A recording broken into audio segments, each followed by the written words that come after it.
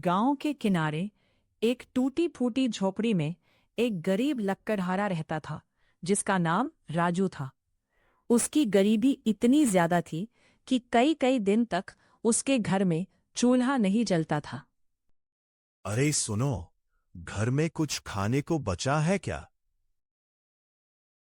क्या बताऊं, बस थोड़ा सा सूखा आटा है, वो भी बच्चों के लिए बचाकर रखा है। और तुमने कुछ खाया? मैं बाद में खा लूंगी, पहले बच्चे खा ले। आज मैं जंगल से ज्यादा लकड़ी काट कर लाऊंगा, फिर हम सब अच्छा खाना खाएंगे। राजू, तुम रोज यही कहते हो, लेकिन हालत क्यों नहीं बदलते? क्या करूं, जितनी लकड़ी काटता हूं उतने ही पैसे मिलते हैं। और वो भी पूरे नहीं, आधे पैसे तो कर्ज में चले जाते हैं। हाँ, लेकिन कर्ज भी तो चुकाना है। राजू रोज सुबह अंधेरे में जंगल चला जाता था। उसके हाथ में एक पुरानी कुल्हाड़ी होती थी। हे भगवान, अब तो कुछ कर दो, वरना यह जिंदगी ऐसे ही निकल जाएगी। आज ज्यादा मेहनत करनी होगी, बच्चों को भूखा नहीं सुला सकता। राजू जंगल में लकड़ी काटने लगता है। तभी वहां एक अमीर आदमी आता है। ओए लकड़हारे, ये लकड़ी कितने में देगा? साहब, 50 रुपए दे देना। इतनी घटिया लकड़ी के 50 नहीं 20 दूंगा। लेना है तो ले। साहब, मेहनत बहुत लगी है, थोड़ा बढ़ा दीजिए। लेना है तो ले, वरना जा। ठीक है साहब, दे दीजिए।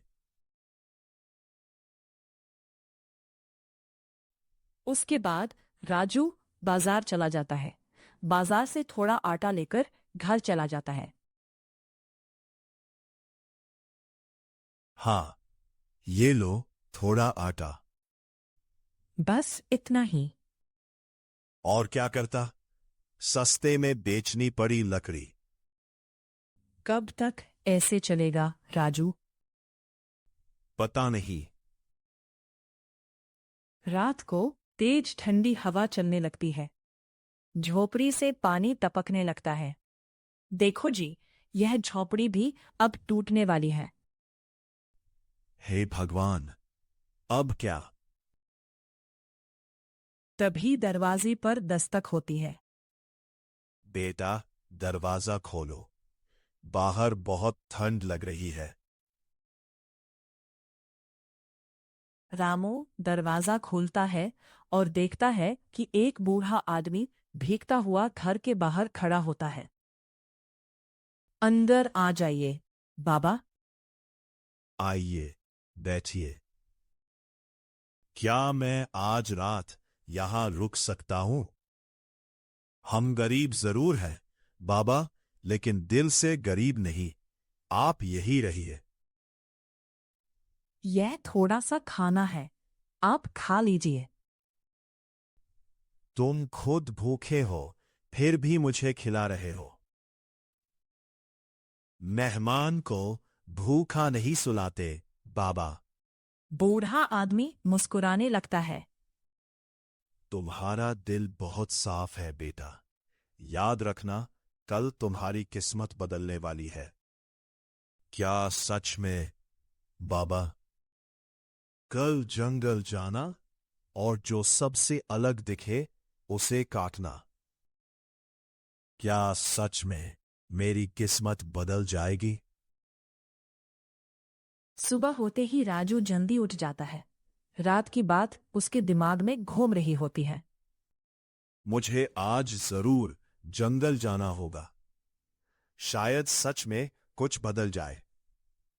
आज आप इतनी जल्दी उठ गए? हाँ, आज कुछ अलग करना है। सावधान रहना, पता नहीं वह बूढ़ा कौन था। जो भी था, उसकी बात में सच्चाई लग रही थी। राजू अपनी पुरानी कुल्हाड़ी लेकर जंगल की ओर निकल पड़ता है।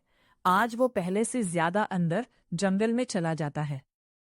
आज कुछ सबसे अलग ढूंढना है, वही जो बाबा ने कहा था।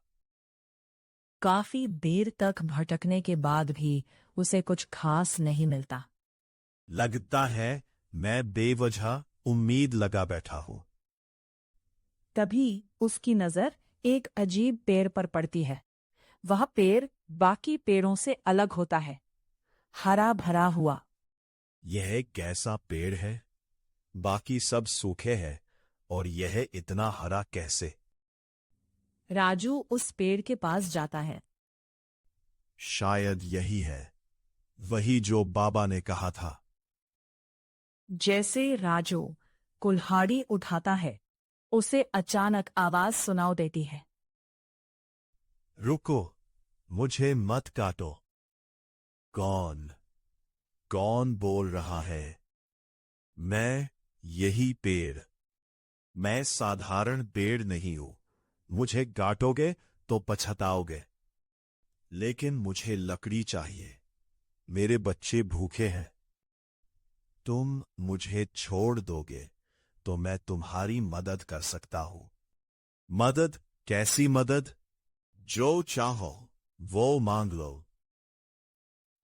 मुझे बस इतना चाहिए कि मेरे बच्चों को भूखा ना सोना पड़े। ये क्या है, इतने सारे पैसे? ये तुम्हारी ईमानदारी का फल है। धन्यवाद, मैं आपका एहसान कभी नहीं भूलूंगा। जादुई पेड़ द्वारा दिए गए पैसों से राजू नया घर बनवाता है। अब राजू की हालत सुधरने लगती है।